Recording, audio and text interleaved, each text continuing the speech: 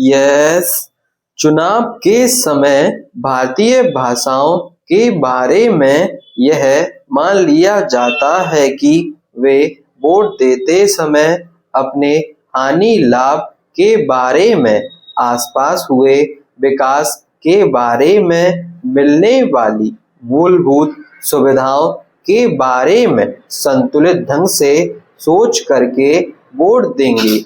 यह माना जाता है कि वे उपलब्ध जानकारी के आधार पर अच्छी तरह सोचकर अपने मत का उपयोग करेंगे कि उन्हें पहले के सत्ताधारी दल से अपेक्षित लाभ मिला है कि नहीं। यह संभव है कि कई मतदाता इस तरह भली भांति सोचकर वोट देते हों, लेकिन यह मामला अधिकांश रूप से विचार विमर्श और लाभ मिलने की बजाय सामाजिक धारणा का ज्यादा होता है।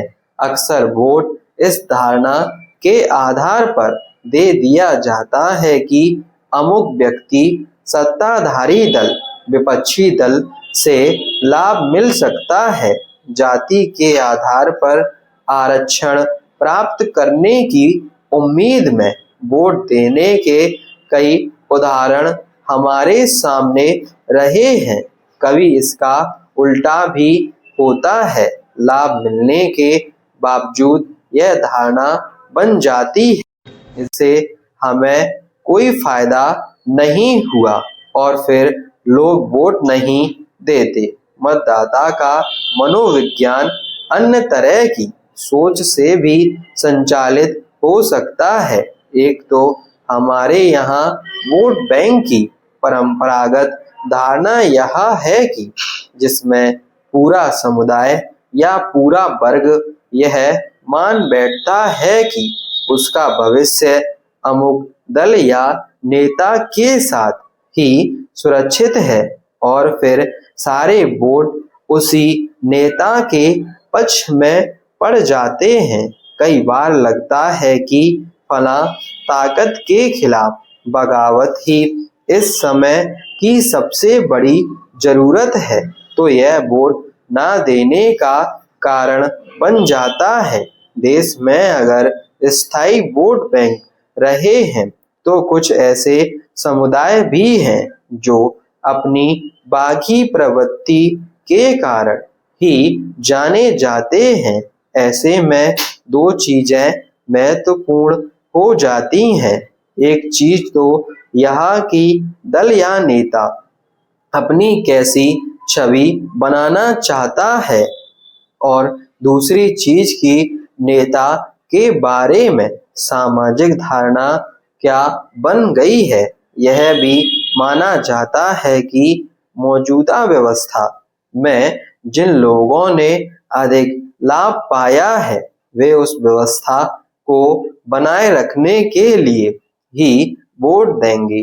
शासक दल भी यही सोचता है कि लोग उसके विकास कार्यों और लोक लुभावन कदमों से खुश होकर उसे फिर से चुन लिया जाएगा, इसलिए वह इसका खूब प्रचार करता है।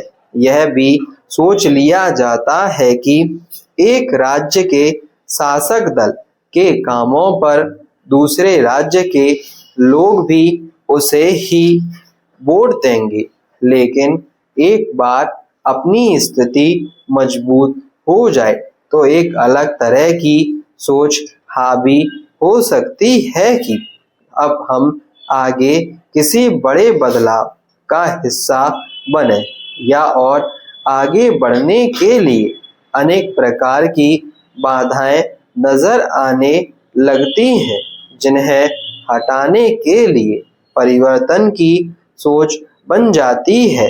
जैसे आर्थिक सुधारों का फायदा उठाने वाले वर्ग को यह लगने लगा है कि अब उनके आगे के सफर में भ्रष्टाचार सबसे बड़ी बाधा है। कई तरह के सामाजिक, सामुदायिक, आर्थिक और सांप्रदायिक दबावों के बीच एक मतदाता अपने बोर्ड का फैसला करता है। इसीलिए नतीजों की सटीक भविष्यवाणी करना असंभव प्रतीत होता है।